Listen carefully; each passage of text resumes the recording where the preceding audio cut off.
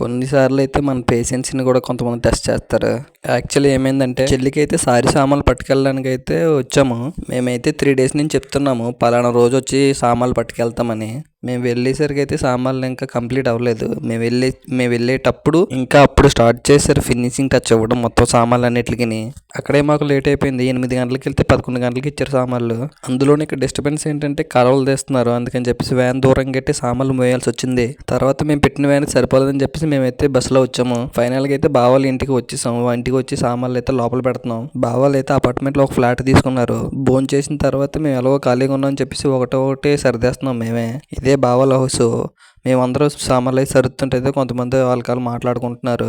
ఇంతకీ ఫుడ్ ఏం పెట్టారో మీకు చెప్పలేదు కదా. 2 స్వీట్లు, mutton, paneer, chicken fry, biryani ఇంకా చాలానే ఉన్నాయి. కానీ ఐటమ్స్ నేను తీయడం కావలేదు ఎందుకంటే ఖాళీ లేదు. తర్వాత అయితే అందరం కలిసి కూర్చొని మాట్లాడుకొని వచ్చేసాం.